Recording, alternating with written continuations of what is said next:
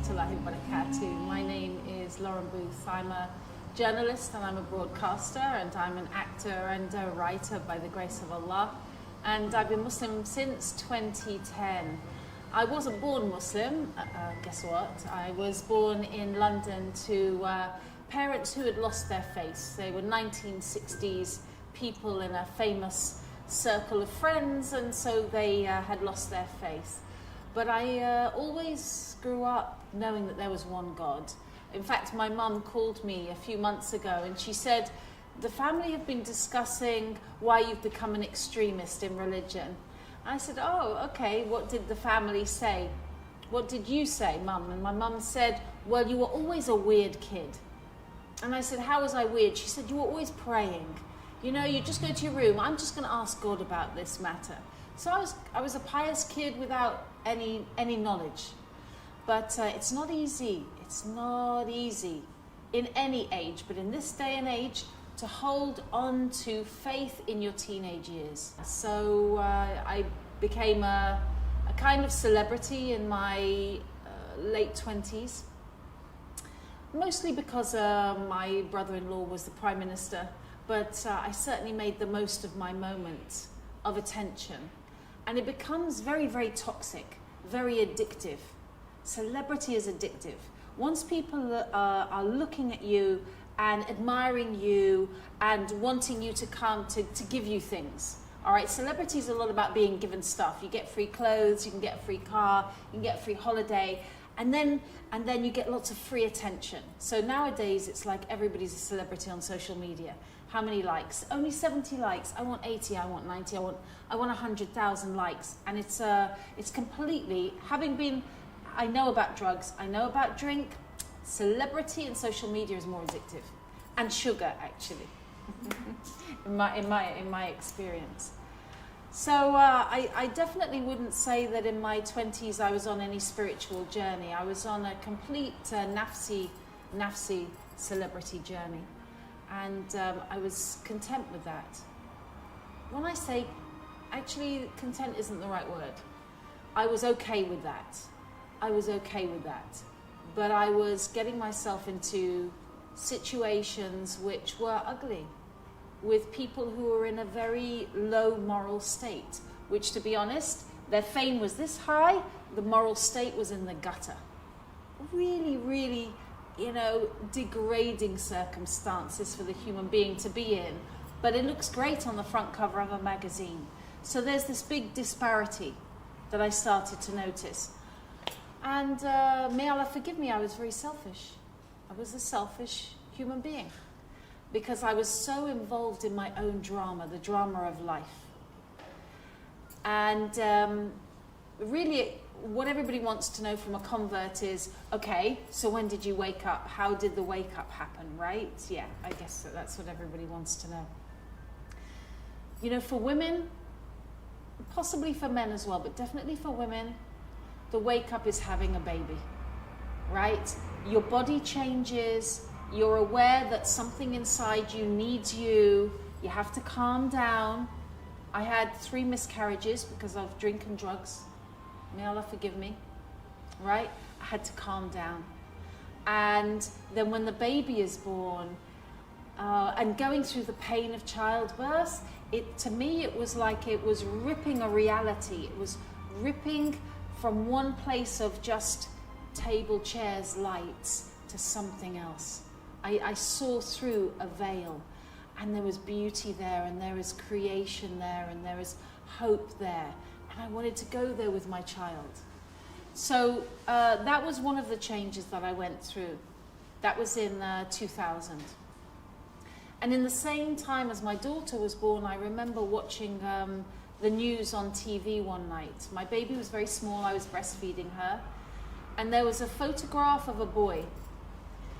And you know, when you give birth, if you haven't given birth yet, you need to know this, that you become very sensitive. It's like all of the layers of ugliness and of sarcasm and of self-obsession are peeled away, and you want the world to be a better place. You really want the world to be a better place. So I was watching the news this night with my new baby, and there was a photo of a boy. And the boy was small, but he was 15. It was the news. And he was standing like this.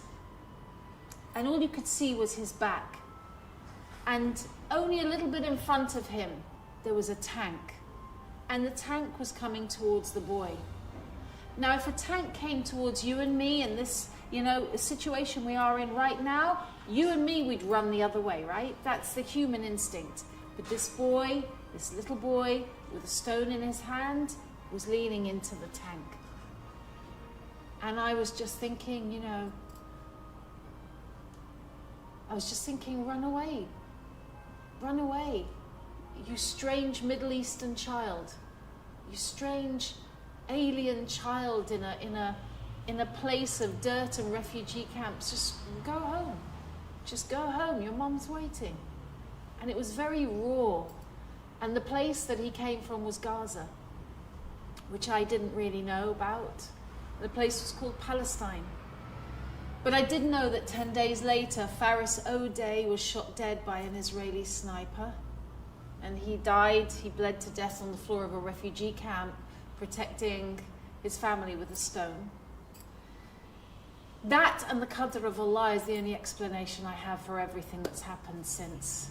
5 years later, I found myself asking to go to Palestine. It was like there was a voice in my head saying, go to Palestine, go to Palestine, go to Palestine. Why do I want to go to Palestine? By this point, I'm living in France. I've got 2 daughters, nice husband, big house, swimming pool. We're in the most beautiful part, one of the most beautiful parts of all of Allah's earth. And I want to go to Palestine? What is that? That is what you call a calling. And what we recognize in this world is that all of us have a calling away from materialism. So I found myself in 2005, thanks be to God, in Palestine. And I thought that I knew the story there. I'd gone to find the truth. This is another word that you might recognize in your life. Whoever's watching this, may God bless you. Wherever you come from and wherever you're going, God bless you. Watch out for the signs that you're being called to truth and go with it. That's what I can say, is go with it, okay? So I went to Palestine and I was scared. I was scared of Arabs. Yeah, definitely. Arabs with guns, Arabs with loud voices. That's how it sounded to my English ears. I remember I was being shown into my interview with Mahmoud Abbas from the Palestinian Authority. First day in the West Bank, and there were 2 big bodyguards, Palestinian bodyguards either side of me, right? They both had big guns, they both had walkie-talkies, and they put me into an elevator. It was like a movie. And then one of them said, Lauren Booth, bukra inshallah. And in my mind, the subtitle said, we will kill the white woman later. And I was shocked. I was really shocked because I thought, oh my God, I'm a racist. I'm a racist. I presume that just because these guys are Palestinian and just because I'm white, they're going to kill me. Where did that thought come from? Here's the amazing thing. 3 days later, I traveled around the West Bank on my own, right? They forgot to tell me in the media where I was working, this is how you go to Palestine. You stay in your hotel room, you make a phone call, they come to you, don't go outside. Because that's what they tell journalists. Don't meet the Muslims. Muslims are dangerous. You might get kidnapped, okay? You might get disappeared, you'll never come back. They'll lie to you. But I didn't do that. I just went, marhaba, marhaba. If somebody drove past and said, get in my car, I said, okay, I'll get in your car. And so, by the grace of Allah, I went all around the West Bank. I went to Jenin, I went to Bethlehem, I went to Nablus on my own. And I saw a different reality. And there were 2 things that stayed with me there. One was that we're being lied to, that the media are liars about Muslims. And the second one was that I knew nothing about Christianity and the Muslims knew more about Jesus than I did. And there was 3 things. The third thing was I should read the Quran. because the people were so generous and kind to me as a stranger, kinder than anybody in my family or any of my friends had ever been. And so gentle that I wanted to be like them. SubhanAllah. Yeah. But it took a long time, because the thing is, you don't just get to walk into Islam. You know, Allah is great and He knows our condition. And we have to get out of our old habits to some degree, you know. And I had to be deprogrammed. I had to have my rough edges cut off, you know, knocked off me before I was humble enough to say La ilaha illallah Muhammad Rasulullah, which is the Shahada. I believe in the oneness of Allah, and I believe the Prophet Muhammad is the last and final prophet. I had a very traumatic time in 2009. My family had a traumatic time. But as the mother, I had a traumatic time. And I'll just encapsulate it like this. In January 2009, I had a husband and a house and a job. In October 2009, I had no husband, no house, no job. I'd moved back from France, no money, no nothing, and it looked like my children were going to be taken away. Allahu Akbar. That is in 9 months. And I didn't know what to do. And it got to the stage in October, around October 2009, when I was in a rented flat, which I couldn't afford, back in London with no car, with a court case trying to take my children away from me, when I put my head to the ground and I said, Allah, just my children. Because I understand that life is not about money anymore. It wasn't about the swimming pool. It wasn't about the great job. Just my kids. Let me learn about life and just my kids. And I said sorry to God. And a month later in 2010, I went to Iran, and I went as a journalist, not on a spiritual journey at all. I just went to look around, and I ended up in Ramadan in a mosque. And I sat down in the mosque, and it felt as if I was under a waterfall of peace.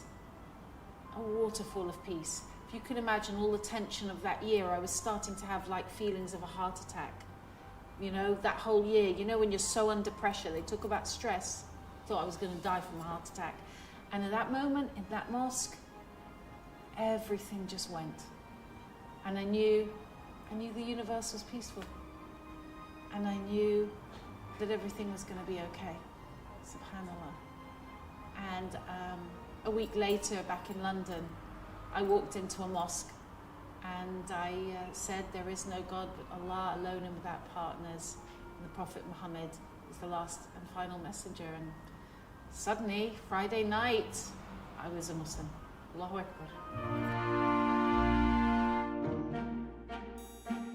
That's interesting. You know what, people... So I worked in the mainstream media, right? I worked for right-wing newspapers as a left-winger. I'm a liberal. Yeah, I don't even know what that means anymore as a Muslim. But anyway, you know, I wasn't right-wing. I considered myself a liberal. And I worked in the mainstream of newspapers. And was there anything... And so as soon as I came to Islam, there's only two things that the right-wing media can write. If someone who is sane, because I clearly wasn't mad, if someone who is from them, I had a page in their newspaper, in the Mail on Sunday. I was a regular columnist. I was on TV, on Sky News regularly. Suddenly turns up in a hijab. It's like, okay, two options. She can't cope with life, or she's having a midlife crisis. Because if it's not one of those two, then maybe there's a God. And maybe that God, the one God, calls himself Allah. And they can't do that. So I got treated immediately like you get written about as if there was something missing, you were at a loss, you couldn't cope, so here's the crutch of a faith that you don't understand, there you go. I mean, this rhetoric really is far-right rhetoric. I had a nice life, I had good parts, and I had difficult and fun parts. I wasn't looking for faith. Faith, by the grace of Allah, came to me. But I did want to be kind. And I did want Palestine to be free. And only Allah knows. Was it those things? No, because it's never anything that we've done. That would be arrogance. Only Allah's mercy. We all get a chance to come to Islam. So no, I wouldn't say I was missing anything. Crazy thing is that I knew nothing about Islam when I took my Shahada. Yeah, it's really, really mad. Many people I know study, but Allah knows. See, there's as many roots to Islam as there are human beings. So if you're a technical person, you may go line through line and ask questions of a sheikh for 2, 5, 10 years and go, okay, now I get it, I'm satisfied. If you're an academic, I'm a people person. I was trained as an actor. You know, I grew up in in a literature environment. So for me, it was always going to be, how does this faith affect the people? If I can see in the people something better than me, then that's interesting to me. So amazingly, it might seem to Muslims, because we're always very down on ourselves, astaghfirullah. We need to stop that post-colonial nonsense. My route to Islam was really through the people of Palestine and the Muslims that I met in the UK. And the first time I read a section of the Quran in 2007. I read Surah Fatiha, it's the opening. And if you're not Muslim, you'd recognize the opening of the Quran as sounding a bit like the Lord's Prayer. If you read Surah Baqarah and you're in a sinful, disbelieving state, it's gonna hit you like a brick. It hit me like a brick. There's an ayat in there that says,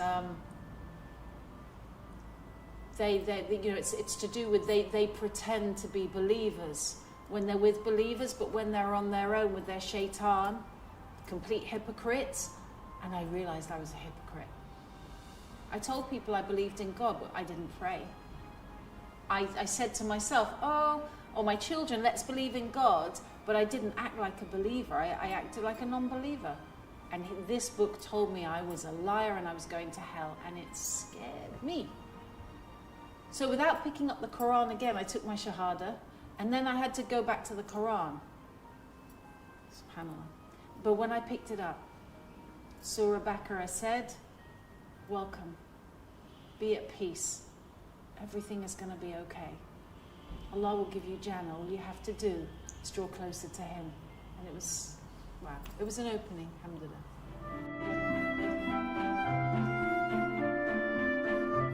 When I was young, I didn't know anything about Islam. In the 80s, early 90s, I just knew there were Asian people who did weird stuff and they had their exotic gods. And it was probably very colourful, and Muslims probably prayed to about 12 gods. I completely confused it with Hinduism and didn't care.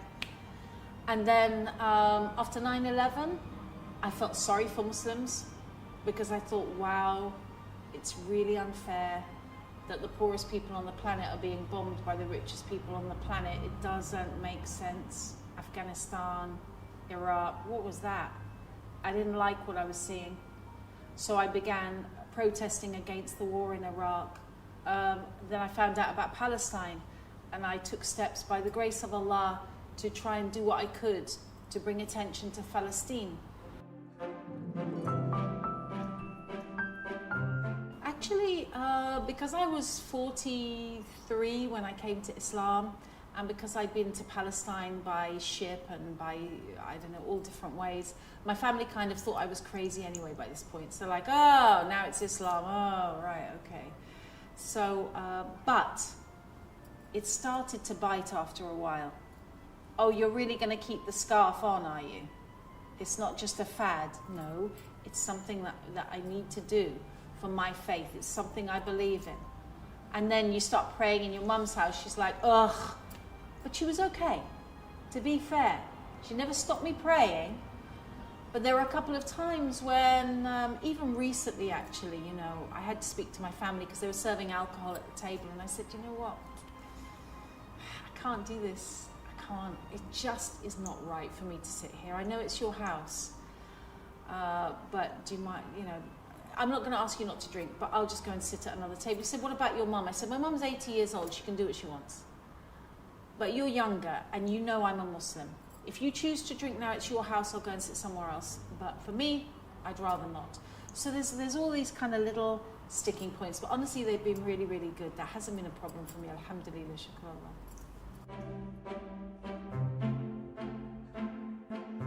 Allah. The media was horrendous. The media was horrendous.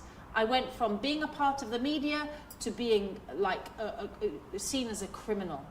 I walked into Sky News after a month, and I finally had the nerve to put on my hijab, because before that I'd be going to Sky News and taking it off in the car, and then I read an ayat in the Quran about the hypocrites who do one thing and then don't do it, and I'm like, oh my God, I'm a hypocrite. I'm pretending to the TV I'm not Muslim, I'm just... So I went in with hijab and everybody went, hi Lauren. I'll never forget it. And then I remember going into where they do the makeup, and she was like, shall I do your hair? Oh, I'll just do a little bit of... Yeah, I'm like, it's fine. I did exactly the same job as I'd ever done for 10 years. Same job, talking about the newspapers, same kind of opinions. And they said, thank you very much, but there was one difference. On the next Monday morning, I got a phone call. Lauren, we're changing things around, we won't be using you anymore. Thanks very much. Take care. No, I can't prove that that was to do with me converting. And you will notice there are now, alhamdulillah, lots of women on the mainstream news. Not lots, but there's a number who have hijab. But are they converts? Are they converts? The world is not ready for converts to be seen. The Western world is not ready for converts to be seen as rational human beings.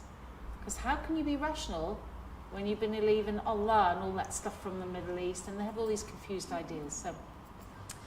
So that was difficult. It was only difficult in that it impacted me financially, because I literally didn't care. I didn't care. Call me a terrorist sympathizer, I don't care. I've got my Quran, got my Allah, I've got my kids. I don't care. So, and hate for years, 4 or 5 years, hatred. And it didn't matter at all, because everything is with Allah. And Allah will choose the path, as long as we stay the course, steadfast, steadfast, steadfast. So I'd say this to anybody who has a feeling in their heart, maybe Islam is the right way. You might come from Russia or Texas or France or South America or part of Africa from a Christian family. Don't be afraid. Never fear. When you take the path to Allah, everything is lifted, because you know what? Our sins are gone. And nothing you've experienced so far can replace that feeling. And don't be afraid as well, because everything will make sense. You know, the feeling of, I don't know why I'm getting up in the morning. The feeling you might be having of, this world is so crazy, I don't know why I'm here. When you study Islam, when you live a Muslim life, when you speak to Allah every day, everything makes sense. You will know why you're here, where you go to next, and how to